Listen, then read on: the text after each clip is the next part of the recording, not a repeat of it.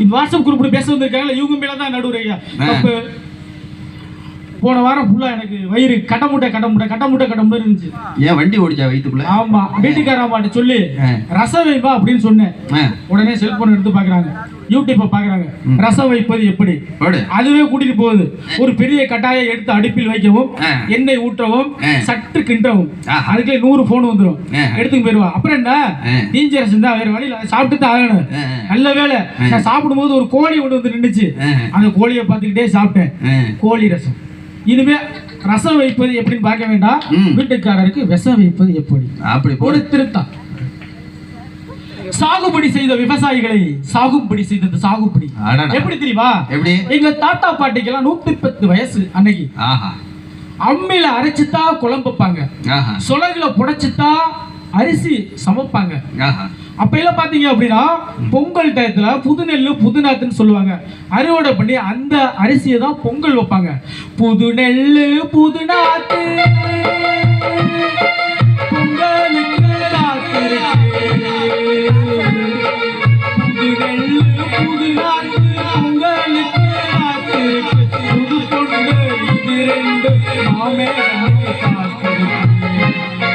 அந்த மாதிரி அப்போ அரிசி பொங்கல் வச்சாங்க. ஆனா இன்னைக்கு அப்படியா இருக்கு?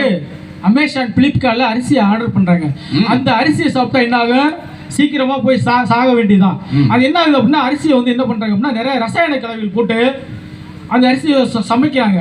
அது என்ன ஆகுது அப்படின்னா உடனே நமக்கு பாய்சன் ஆயிடுது. அதான் சொல்லியிருந்த சாகுபடி செய்த விவசாயிகளை சாகும்படி செய்தது சாகுபடி.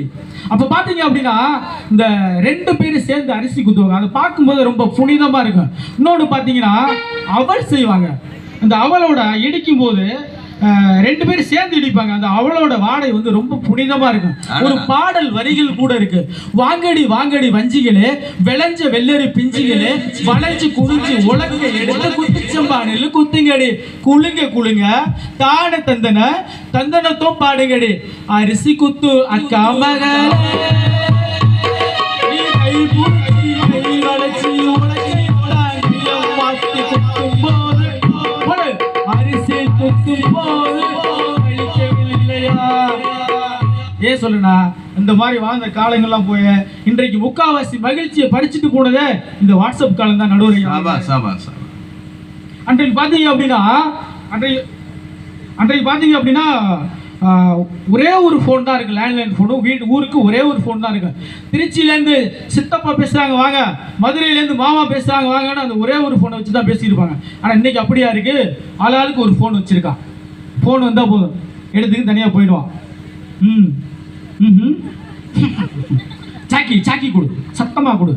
அது மாதிரி இன்னும் சில பேர் இருக்கான். என்ன பண்ணுவான் அப்படின்னா ஃபோன் வந்தால் போதும்,